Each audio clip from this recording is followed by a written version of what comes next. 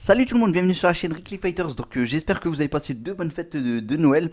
En tout cas, on va essayer de résumer quand même ce qui s'est passé dans ce 12e épisode de Nanatsu no Taisai saison 3 Gami Kirin no Gekirin. Alors, tout commence avec Melodas qui est dans son petit cocon. Voilà, en compagnie de Meraskila.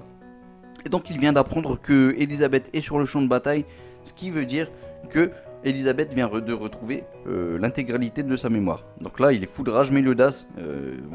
Il sait qu'il va avoir sa bien-aimée qui va mourir dans 3 jours. Et d'ailleurs, Meraskila n'hésite pas à lui rappeler.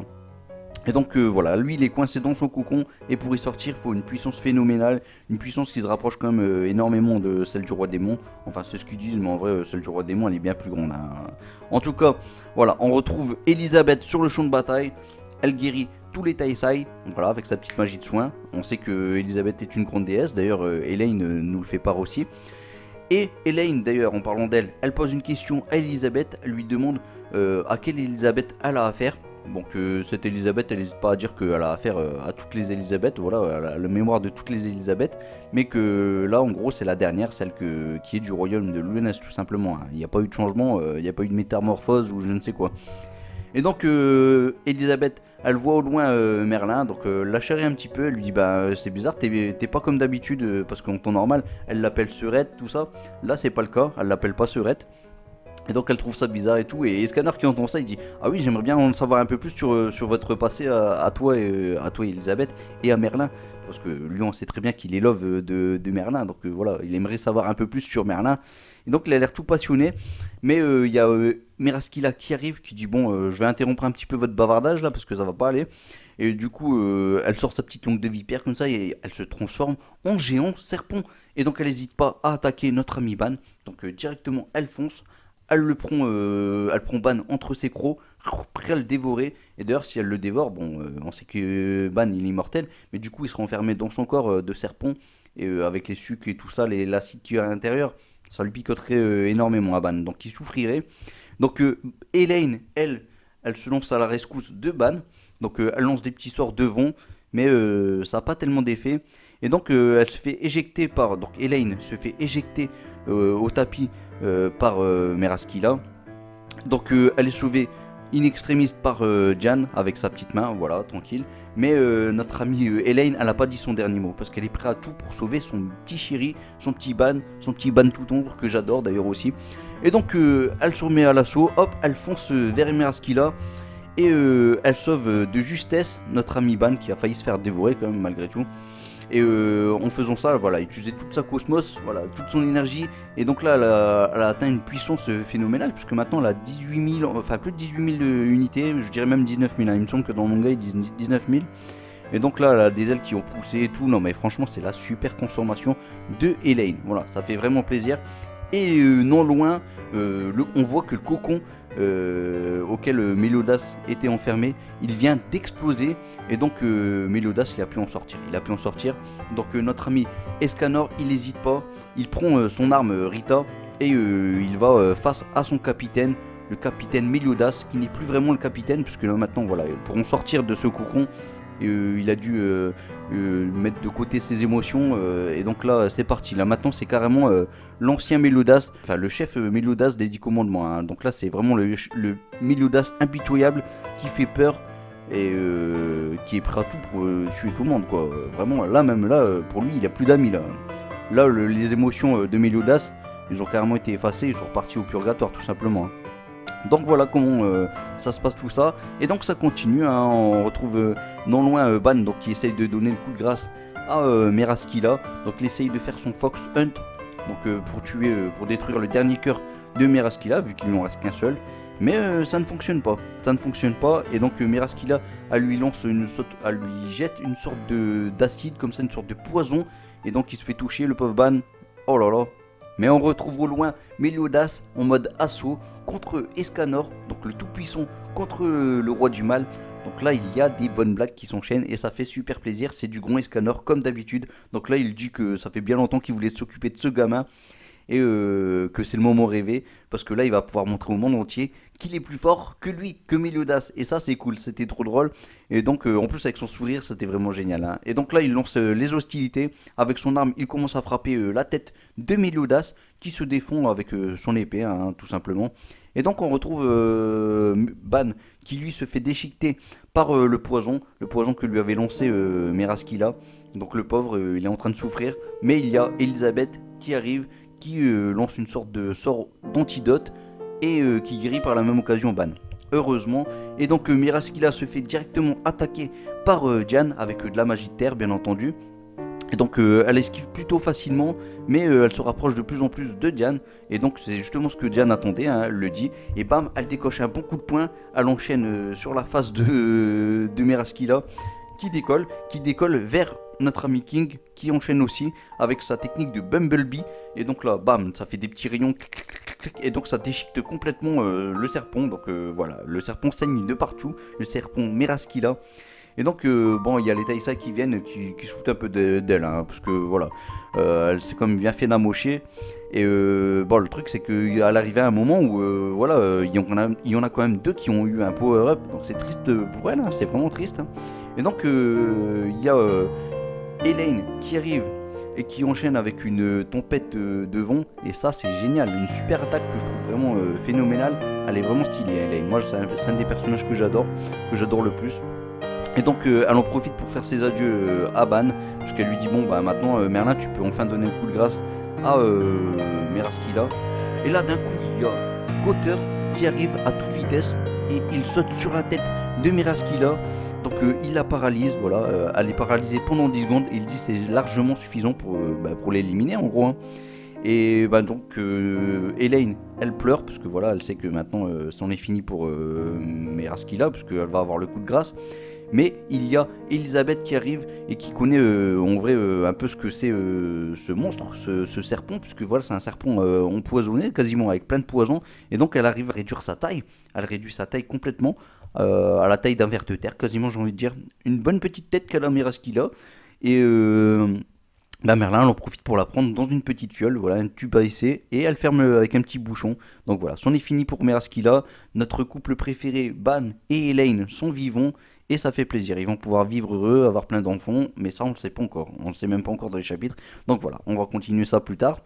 Et donc on retrouve maintenant le combat de Escanor et de notre ami Meliodas, qui n'est plus un ami là, c'est plutôt un méchant, hein, parce que maintenant il a l'aspect chef des 10 commandements, donc ça rigole pas.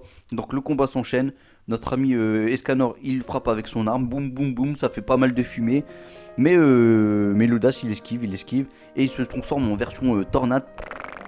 Donc là ensuite il donne un bon kick à Escanor qui décolle, mais Escanor n'a pas dit son dernier mot puisqu'il revient. Il sourit mais il se fait poignarder dans le ventre. Donc voilà comment finit cet épisode les fighters. Bon alors passons maintenant à la partie critique et spoil. Alors qu'est-ce que j'ai pensé de cet épisode? Donc déjà musicalement j'ai envie de dire c'était pas non plus extraordinaire, hein, c'était pas extraordinaire. Il y a des super morceaux de ouf dans Nanatsu no Taizai, des musiques plutôt de bonne ambiance pour des combats. Là on a eu quand même un épisode avec quelques combats quand même. On a eu du Meraskila versus tous les Taisai, on a eu du Meliodas versus Escanor. Voilà, niveau combat on a vu ce qu'il fallait quand même. Et ben je peux vous dire qu'on a eu aucune musique qui nous a mis vraiment dans l'ambiance. Franchement je suis un peu déçu. Après les musiques ça passe, hein. Voilà, les musiques en soi elles sont plutôt belles, c'est des belles musiques. Mais j'ai pas été pris par la musique ni par ce que j'ai vu. Voilà, parce que maintenant on va parler de ce que j'ai vu. Franchement, en début d'épisode, il y a eu quand même des belles images, genre, on va pas se mentir non plus. Il y a eu des beaux dessins. Ensuite, franchement, la partie tant attendue, le combat Meliodas versus Escanor, c'était horrible, horrible, de la grosse daube, voilà. À chier. Attendez, hein, c'est que le début, parce que là, franchement, je peux pas croire qu'on nous fait des dessins pareils, mais c'est horrible. Et mais dernièrement, même l'ancien épisode, je le disais que la qualité des dessins était diminuée, mais carrément, là, je sais pas. Ils ont mis l'équipe stagiaire, je sais pas, mais c'est pas possible. Franchement, les premiers épisodes qu'on a eu, ils étaient pas moches, franchement, ils étaient plutôt beaux même, je trouvais. Et là, j'ai l'impression que depuis, ouais, il y en a qui ont démissionné ou quoi là. Les titulaires, ils ont démissionné, c'est pas possible, ils ont pas eu assez d'argent, la boîte elle tournait pas assez, donc je sais pas, moi, ça fait faillite. Non, franchement, je comprends pas. Je comprends pas qu'on nous a sorti de tels dessins dans un combat qui est vraiment attendu, de beaucoup en tout cas. Même, je vais pas vous dire que je l'attendais vraiment ce combat, parce que je savais que j'allais être déçu quelque part. Mais si je devais être déçu par quelque chose, c'est certainement pas par les dessins. Là, les dessins sont moches, l'animation est horrible, vraiment. Au niveau de l'animation, c'est abusé, mais vraiment, la saison 2, elle a été énormément critiquée, mais là, la saison 3, mais c'est de pire en pire, franchement. On a eu une saison 1 avec une super animation, des super dessins et tout. Saison 2, la qualité, certes, elle avait diminué, mais franchement, elle était quand même pas mal. Elle était pas mal, voilà. Mais là, elle a encore régressé. C'est pas possible, c'est de pire en pire. Si on a une saison 4, il faut s'attendre à un truc vraiment moche. Hein, vraiment, là, on est en train de nous cracher sur. Là, on crache carrément sur l'œuvre de Suzuki Nakaba, mais à saison 4, on va carrément chier dessus, quoi. Non, mais sérieux, je suis peut-être méchant à le dire, mais là, c'est de pire en pire. Par contre, on a la mi-saison, là, maintenant. On a la mi-saison, parce qu'il y a 24 épisodes dans cette saison. Donc, j'espère quand même qu'ils vont rattraper le coup. Mais là, franchement, gâcher cet épisode, c'est abusé.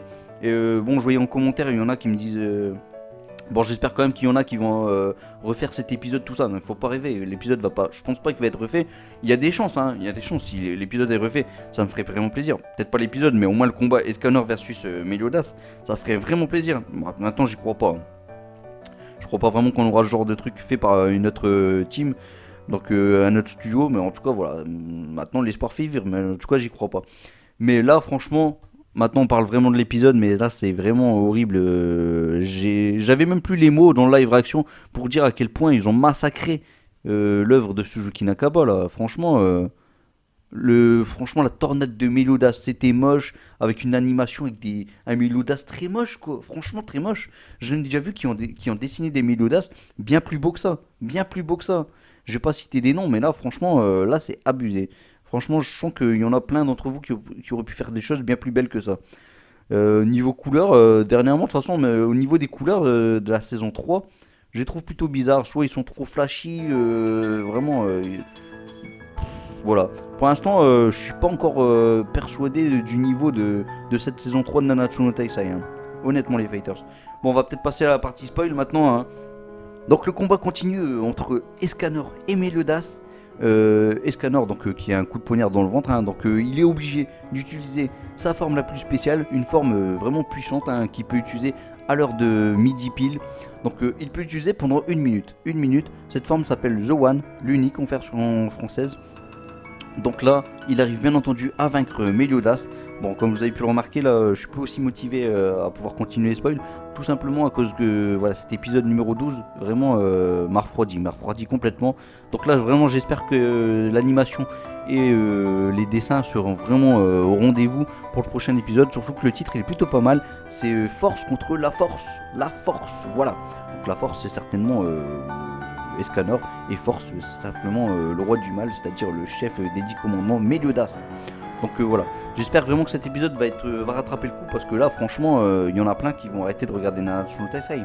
Je regardais déjà en commentaire sur le live réaction, il y en a ils m'ont clairement dit moi c'est fini, j'arrête de regarder Nanatsu no Taisai. Bon bien entendu ils ont dit ça, j'imagine qu'ils vont quand même regarder c'est quoi le prochain épisode, à quoi ça va ressembler parce que c'est vrai que le prochain épisode c'est quand même la suite du combat entre Escanor et Meliodas.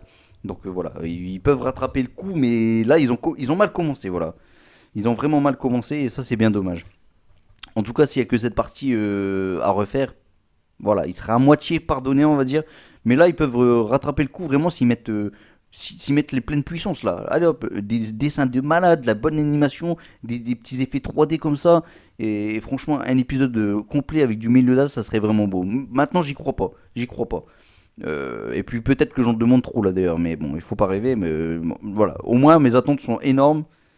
Maintenant, c'est sûr que je vais être que déçu en voyant l'épisode, mais en tout cas, on peut nous sortir quelque chose de plutôt sympa. Maintenant, à voir. C'est parce que pour le moment, c'est vrai que la team, le studio Dean, n'a pas prouvé qu'ils sont capables de faire un bon épisode de cette envergure en tout cas. Donc voilà, maintenant j'attends plus grand chose. On verra ce que ça donne au prochain épisode. On verra vraiment. Je vais être surpris comme je vais être dégoûté carrément de Nanatsu no Taisai en anime. Hein, ça se pourrait. Donc voilà, bah, je pense que j'ai assez spoilé. Donc du coup, bien entendu, qu'il va battre. Voilà, j'ai dit clairement, hein, Escanor, il va gagner. Donc le Perfect Cube va être annulé, hein, Merlin elle va l'annuler, elle va l'arrêter.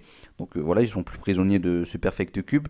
Donc elle va quand même enfermer Meliodas dans un Perfect Cube au cas où il reprend ses esprits, hein, parce que voilà, c'est vrai que les démons ils récupèrent facilement de leurs blessures. Escanor lui va être quand même assez fatigué parce que voilà, vu toute l'énergie qu'il aura utilisée pendant ce combat, bah voilà, c'est bien mérité. Et bah, Elisabeth, elle va rentrer dans le nouveau Perfect Cube en compagnie de Meliodas. De toute façon, elle sait très bien que Meliodas va pas lui faire de mal parce que même le Meliodas des chefs des 10 commandements de l'époque, voilà, il était déjà love plus ou moins de Elisabeth. Donc voilà, quelque part, elle sait qu'il va la respecter, compagnie, tout ça, que ça va bien se passer. Donc du coup, Merlin l'enferme Elisabeth et Meliodas dans un nouveau Perfect Cube et il l'emmène dans la taverne. Si je dis pas de bêtises, je crois que c'est la taverne. Et ben, à Camelot, il y a Zeldris qui va appeler de nouveaux amis. Enfin, de nouveaux, en tout cas, c'est deux nouveaux personnages qu'on n'a pas encore vus, nous, les Fighters. Puisque c'est le maître de Meliodas et le maître de Zeldris, c'est-à-dire Chandler et Kuzak. Donc voilà. Je pense que je vais arrêter là, les Fighters, sur les spoils. Et ça risque d'être énorme la suite. Ça risque d'être vraiment énorme. Donc hâte de voir quand même ça. Mais bon, là, je suis un peu déçu de voir que pour un grand épisode, on a eu la pire animation possible. Vraiment la pire. Là j'ai jamais été aussi déçu d'un épisode que j'attendais. Voilà. En tout cas, les Fighters, on se retrouve prochainement. Bah, au cas où quand je vois pas avant, bah, je vous souhaite quand même une bonne année parce que ça approche. Et je crois que l'épisode numéro 13 sortira le 8 janvier 2020. Du coup, oui, j'ai cru voir ça en fin d'épisode. Donc 8 janvier 2020. Donc voilà, je pense que je sais pas si c'est du coup la semaine prochaine ou si c'est la semaine encore suivante. À voir les Fighters. Allez, en tout cas, je vous souhaite une bonne fête au cas où. Et je vous dis saté. Et je vous laisse à Masenko. On espère qu'il vous guide vers la victoire. Et que voilà, on essaie d'oublier aussi un petit peu cet épisode. Faut l'oublier. C'est le meilleur moyen de continuer à regarder l'anime en tout cas. Salut tout le monde. Ciao, Masenko.